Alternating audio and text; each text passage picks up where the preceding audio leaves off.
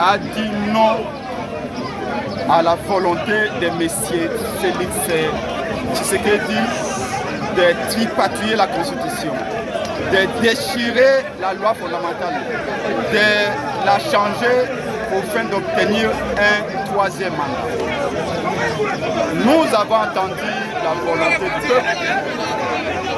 Nous nous sommes mis ensemble, tous les leaders de l'opposition, autour de la plateforme ou dans la plateforme que nous avons dénommée C64, une coalition pour protéger la Constitution en mettant en mouvement l'article 64 de la Constitution qui dit que le peuple doit s'élever pour mettre un terme à tout celui qui tente de prendre le pouvoir par la force ou de l'exercer par la violence.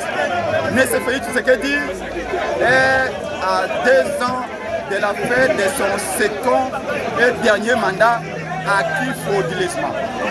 Il a mis son équipe, il a transformé le gouvernement congolais en une équipe de campagne. Il a transformé l'Assemblée nationale et le Sénat à des militants des partis qui battent campagne avec l'argent de l'État dans toutes les provinces pour que M. Tshisekedi change la Constitution. Nous estimons ensemble, avec le peuple congolais, que changer les textes ne réglera aucun problème.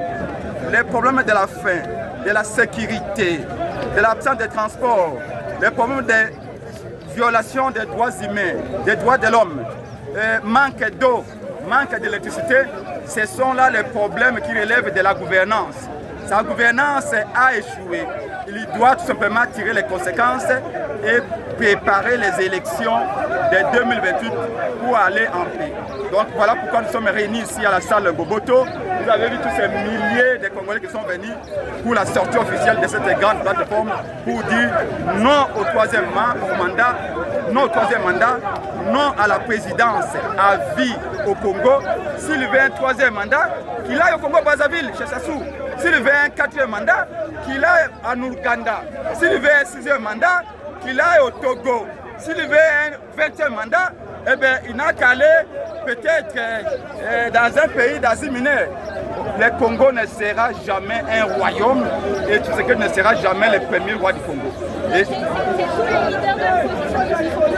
tous les leaders de l'opposition, le président élu Martin Fayulu Madidi, le président Moïse Katumbi, représenté par le secrétaire général Bolenge Tengue, le président Matata Pogno, le président Delis Sanga, vous avez vu les phonistes de l'Irankoï, vous avez vu l'AD de Congo de Prince Penge, vous avez vu les cités de Martin Fayulu, tous les partis de l'opposition. D'ailleurs, la liste n'est pas exhaustive, d'autres partis viendront signer la déclaration, mais en tout cas l'opposition de l'intérieur comme de l'extérieur, nous sommes décidés.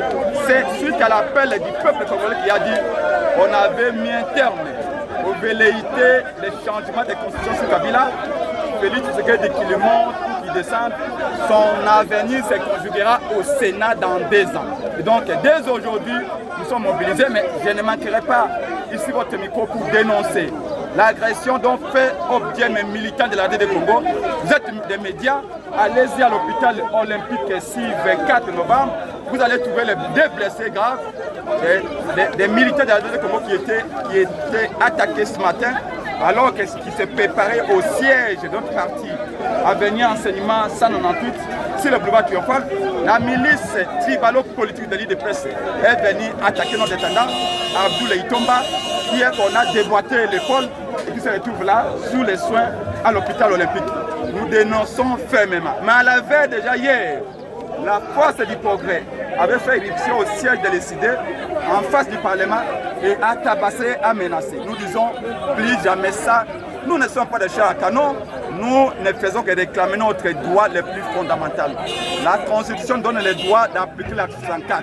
Donc pour nous, la stabilité du Congo, l'unité de son peuple et l'intégrité de son territoire passe par le respect des textes. Si on ne respecte pas les textes, l'unité de l'enfant du Congo, l'unité du Congo comme un État hérité de Lumumba ne sera pas possible. C'est cela que nous disons à la communauté nationale et internationale d'être aux côtés du peuple qui souffre. Il n'y aura pas de troisième mandat dans 2 ans, mais c'est ce que dit doit organiser les élections démocratiques et transparentes. Quel est le plan d'action? Qu'est-ce que vous prévoyez dans d'action? Vous avez suivi les jeunes crier « Donnez-nous la date de la marche ». Nous sommes des leaders politiques. Nous allons nous réunir et dans quelques jours, vous aurez un calendrier détaillé des manifestations populaires dans tous les pays pour contraindre M. Félix Tshisekedi d'aller au dialogue, faute de quoi il devra organiser les élections et il doit cesser d'instrumentaliser la guerre pour demeurer au pouvoir.